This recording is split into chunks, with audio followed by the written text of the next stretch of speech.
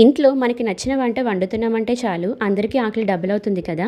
అలా మా ఇంట్లో నేను చేసే సాంబార్ అంటే అందరికీ ఎంతో ఇష్టం. ఇలా సాంబార్ చేస్తే ఇడ్లీ, అన్నం, దోశ అన్నిటికీ సూపర్గా ఉంటుంది. హోటల్స్, ఫంక్షన్స్లో మీరు తినే సాంబార్ కంటే ఎంతో టేస్టీగా ఉంటుంది. నమ్మట్లేదుగా? అయితే మీరే చూసి ట్రై చేయండి. ఇంకెందుకు లేటు, మన స్టైల్లో సాంబార్ చేసుకుందామా?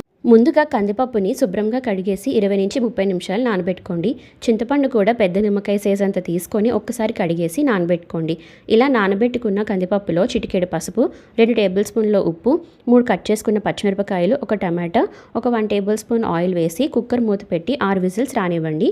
కొన్ని మీ కుక్కర్ బట్టి ఉంటాయి, చూసుకొని విజిల్ సెట్ చేసుకోండి. తాలింపు కోసం కడాయి పెట్టుకొని కొద్దిగా ఆయిల్, ఆవాలు, జీలకర్ర, మెంతులు చిటికెడు, ఎక్కువ వేస్తే చేదుగా అయిపోద్ది.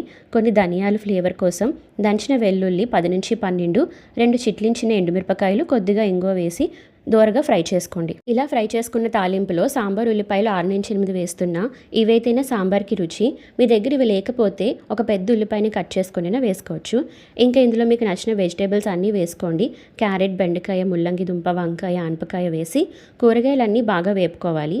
ఇవి వేగేలోపు మనం పప్పుని మెత్తగా మెదుపుకొని చింతపండు గుజ్జు 2 గ్లాసులు వాటర్ పోసి మొత్తం అంతా కలిసేలాగా కలుపుకొని పక్కన పెట్టుకోండి. కూరగాయలన్నీ 80% ఫ్రై అయితే చాలు. కూరగాయలు ఫ్రై అయితేనే సాంబార్కి రుచి. మనం పక్కన పెట్టుకున్న పప్పుని ఇప్పుడు ఈ కడాయిలోకి ట్రాన్స్ఫర్ చేసి 1.5 టేబుల్ స్పూన్ల వరకు కారం వేసుకోండి. మీరు కారం ఎక్కువ తింటే ఇంకొంచెం వేసుకోవచ్చు.